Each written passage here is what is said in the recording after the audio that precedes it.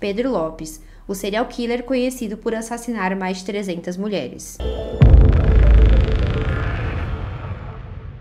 Eu sou Marine Matias e antes de começar a contar essa história, eu peço que você se inscreva no canal, deixe seu like e também o seu comentário com sugestões de casos que vocês queiram conhecer. Sem mais delongas, vamos agora para o vídeo. Pedro Alonso Lopes nasceu em 8 de outubro de 1948 em Santa Isabel, na Colômbia. A sua mãe trabalhava como prostituta e o seu pai foi morto na frente de sua casa com 6 tiros. A sua infância foi marcada pelos atos de sua mãe, pois ela realizava os atendimentos dentro da sua casa. Desde muito novo, o Pedro tinha como hobby realmente caminhar pelas ruas sozinho, então ele ia de uma cidade para outra só caminhando realmente. Quando ele tinha apenas 8 anos de idade, a sua mãe o pegou molestando uma de suas irmãs mais novas. Em alguns lugares dizem que ele saiu de casa, em outros que a mãe dele expulsou, mas depois daquele episódio realmente o Pedro não morou mais com a sua família, começou a morar nas ruas. Um pouco depois, que ele estava ali nas ruas tentando sobreviver, um homem, de meia idade o adotou, levou ele para casa e chegou inclusive a dar roupas, a comida, mas isso não durou muito. O Pedro optou novamente por sair daquele local. Os anos foram se passando. Quando ele tinha por volta de 12 anos, uma família também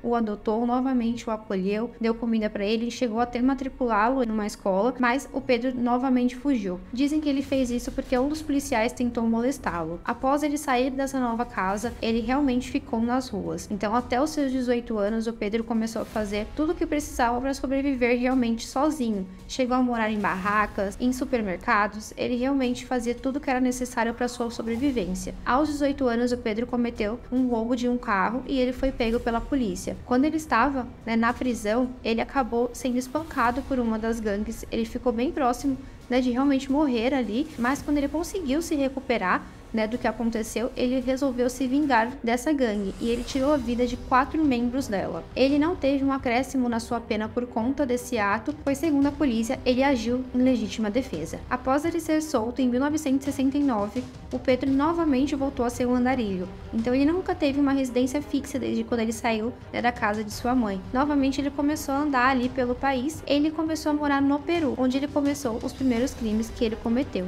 Não se sabe ao certo o que aconteceu com Pedro, porque o que motivou ele a começar esses crimes, mas muitas pessoas ligam a sua infância, porque a sua mãe realmente fazia aquelas atividades dentro de sua casa, então ele presenciava esses atos. Também o que aconteceu na cadeia, onde ele tirou ali as vidas.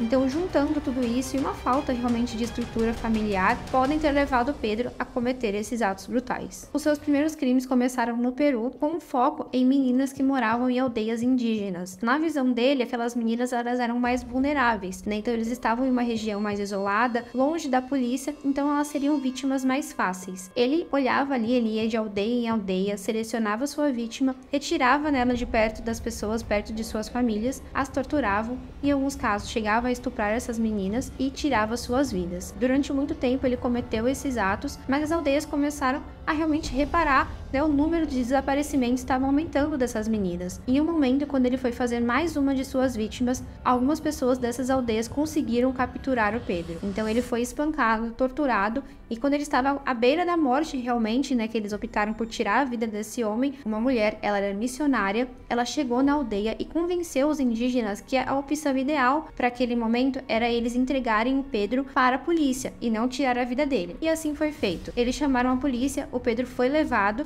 No entanto, a polícia optou por não investigar esses crimes a fundo, Para eles eram crimes de indígenas, então realmente eles não precisavam perder tanto tempo fazendo esse tipo de investigação. E sendo assim, o Pedro acabou ficando solto, e livre desses crimes que ele havia cometido. Após isso, Pedro, que já estava muito acostumado a não ter local fixo, ele voltou a ser um andarilho. Então ele mudou o seu local de atuação e começou a assassinar meninas na Colômbia e também no Equador. Nesse momento, a polícia começou a perceber um alto índice de meninas desaparecidas, com a mesma faixa etária. Como eu já disse anteriormente, ele tinha como alvo meninas entre 8 e 12 anos de idade. Então esse número de desaparecidos aumentou muito, mas a polícia não conseguia ligar isso a apenas uma pessoa. Uma porque o Pedro ele realmente mudava de local e ele tinha como foco meninas muito humildes, então ele focava em meninas que moravam morava na rua ou meninas bem pobres, e a polícia muitas vezes não tinha nem acesso a essas informações. Naquele momento, a polícia tinha como hipótese que esses desaparecimentos poderiam ser tráfico humano ou até mesmo tráfico de órgãos, mas eles não tinham provas. Mas no ano de 1980, isso mudou. Durante uma enchente, 4 corpos foram descobertos, mostrando ali para a polícia que realmente isso poderia estar sendo feito por apenas um homem. E aí começou a intensificar as investigações focando em um assassino, não mais nas outras teorias que eles estavam acreditando. Naquele momento, Pedro ainda tinha como foco as meninas mais humildes, mas ele achou que ele poderia tentar um novo cenário. Ele foi atrás de uma menina de uma classe média. Naquele momento que ele começou a ir atrás dela, realmente cercar a menina para poder capturá-la, a sua mãe percebeu. E naquele momento ela chamou algumas pessoas que estavam na rua, todos eles foram atrás do Pedro e ele acabou sendo preso. Ele foi preso em 9 de março de 1980. No entanto, quando ele foi começar os primeiros interrogatórios, o Pedro não queria passar nenhuma informação para a polícia. Mas a polícia já começou a perceber que tinha algo errado com aquele homem e queria ir a fundo, realmente fazê-lo falar e entender, né, o que ele tinha feito, porque ele foi pego, né, tentando sequestrar uma criança. Naquele momento, a polícia teve uma ideia de colocar na sua cela para dormir com ele um dos policiais. Esse policial até relatou que ele ficou com muito medo, inclusive ele dormia,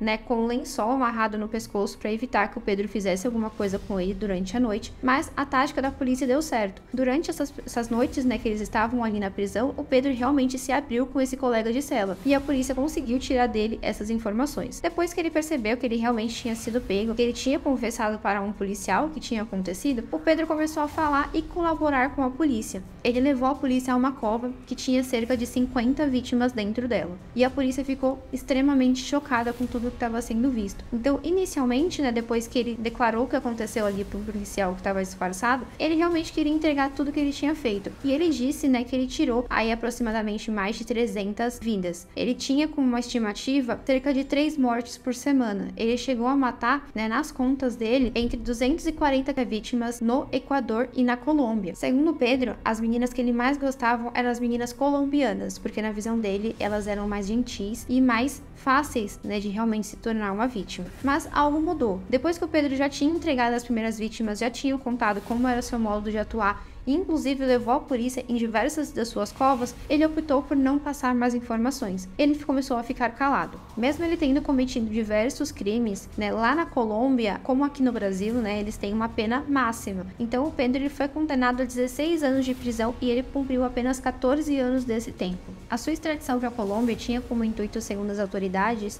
ele pegar a pena de morte. Como lá no Peru ele não poderia, né, ter um aumento na sua pena, quando ele foi para a Colômbia ele poderia ser condenado à morte no país, porque lá era uma pena justa. Então, passando alguns dias que ele já estava no país, ele foi preso novamente, segundo, né, ali as autoridades, realmente para ele cumprir pena por alguns crimes antigos. Mas naquele momento ele conseguiu comprovar que ele era insano, então ele foi internado num hospital psiquiátrico. Em 1998 ele foi solto, mas ele tinha como acordo do tribunal comparecer periodicamente para a polícia realmente acompanhar os seus passos. No entanto, o Pedro fugiu. Ele chegou a ir até a casa de sua mãe pedir dinheiro, mas ela era muito pobre, ela era muito humilde, então ela não tinha como ajudá-lo, e atualmente não se sabe o paradeiro do Pedro. O paradeiro atual do também conhecido como Monstro dos Andes é desconhecido. A Interpol ainda está procurando por ele. A história de Pedro Alonso Lopes serve como um lembrete sombrio da capacidade humana para o mal.